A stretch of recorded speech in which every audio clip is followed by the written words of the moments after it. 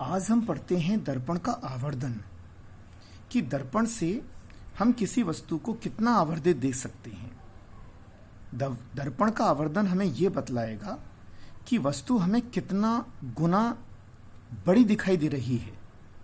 जैसे हम सूक्ष्मदर्शी में करते हैं कि सामान्यतः जो आवर्धक लेंस होता है, उत्तल लेंस, वो हमें लगभग 10 गुना बड़ी वस्तु दिखा देता है। तो आवर्धन है क्या?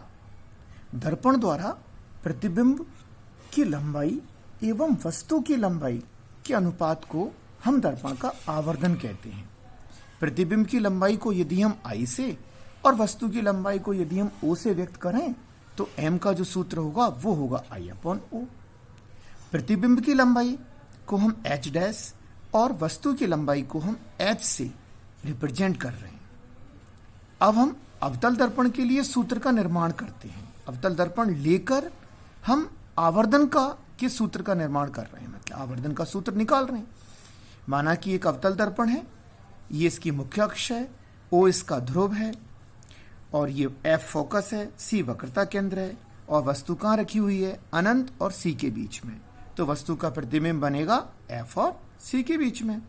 यहां पर हमने त्रिभुज ले लिया, त्रिभुज OAB, यानी कि OAB त्रिभुज में ये लंब ले लिया हमने, ये वाला आधार, और इस वाले त्रिभुज में ये वाला लंब PQ और OP आधार।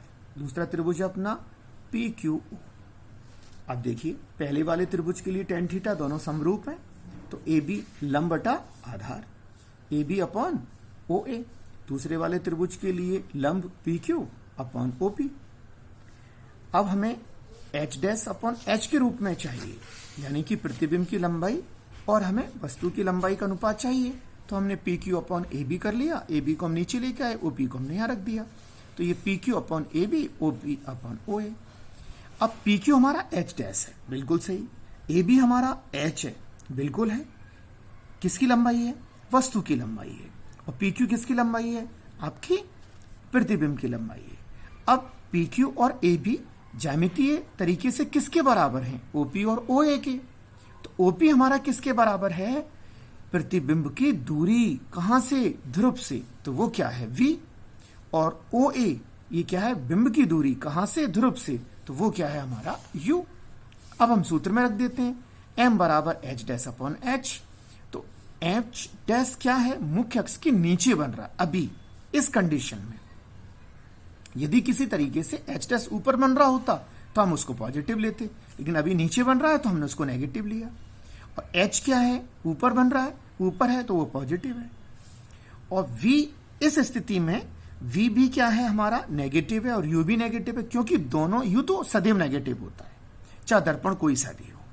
क्योंकि वस्तु जो प्रकाश की दिशा के हम विपरीत चलेंगे, क्योंकि समझ दूरियां कहां से नापी जाती हैं?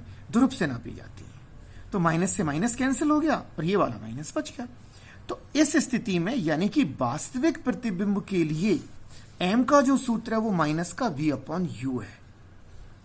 अब M हमें कैसा प्राप्त होगा? वो प्रतिबिंब पे डिपेंड करेगा, वो इस पर डिपेंड करेगा कि प्रतिबिंब कहां बनता है हमारा, क्योंकि U का वैल्यू तो सदैव नेगेटिव होगा। तो M का वैल्यू धनात्मक भी हो सकता है, ऋणात्मक भी हो सकता है, और M का वैल्यू एक से ज्यादा भी हो सकता है, एक से कम भी हो सकता है। देखिए कैसे। तो M का वैल्यू नेगेटिव है, पहली कंडीशन। ये कब? जब U का वैल्यू V से कम है। U का वैल्यू अगर V से कम होगा तो उस कंडीशन में प्रतिबिंब वास्तविक है, उल्टा और आवर्धित है। तो उस कंडीशन में क्या होगा कि वही सूत्र आएगा, माइनस का V अपॉन U।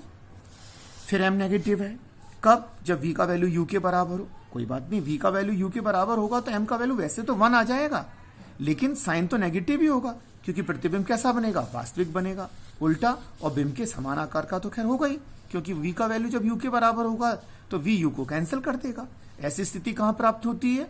जब वस्तु वक्रता केंद्र पर रखी होती है, तो उसका प्रतिबिंब हमें वस्तु की लंबाई और प्रतिबिंब की लंबाई एक जैसा ही प्राप्त होता है।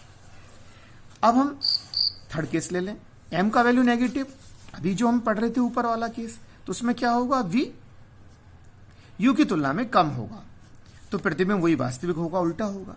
अब हम पढ़ते हैं कि M पॉजिटिव भी होगा इसमें। कब? जो लास्ट वाला केस हमने पढ़ा था उसमें प्रतिबिंब कैसा बनता है, आभासी बनता है, सीधा बनता है।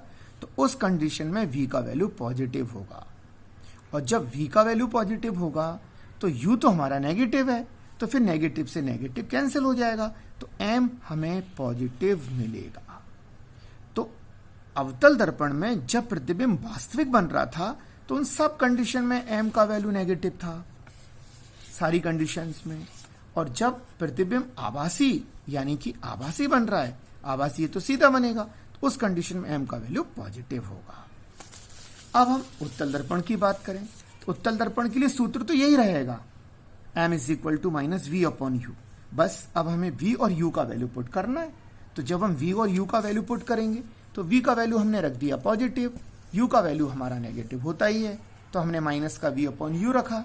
तो ये माइनस का v अपॉन माइनस का u, तो दोनों को जब हम कैंसिल करेंगे तो माइनस से माइनस कैंसिल, तो हमें क्या मिल गया, हमें मिल गया आपका प्लस v अपॉन यू। अब न्यूमेरिकल करते समय थोड़ा सा हमें एक दो बातों का ध्यान रखना है। वो ये ध्यान रखना है कि जो अज्ञात राशि का जो चिन्ह हम लेते हैं वो स्वयं निकल कर आता है, मतलब कि बाद में हम रखते नहीं है बिल्कुल भी, ठीक है। और बाकी जो भी चिन्ह है, जैसे उसने कहा कि अवतल दर्पण के लिए फोकस दूरी आपको दे दी 20 सेंटीमीटर, तो वो हम माइनस का 20 लेंगे, बिल्कुल लेंगे। और उसने कहा कि अवतल दर्पण के ध्रुव से 20 सेंटीमीटर या 40 सेंटीमीटर की दूरी पर एक वस्तु रखी हुई है, तो u का वैल्यू माइनस के 40 लेंगे हम, ये हमें याद रखना है। तो दर्पण का आवर्धन बहुत ही अच्छा टॉपिक है, क्योंकि दर्पण के आवर्धन से ही सूक्ष्मदर्शी और दूरदर्शी जो कि लेंसों पर आधारित हैं वो बने हैं। वो भी क्या होता है, आवर्धन ही होता है, मैग्निफिकेशन इन मिरर्स।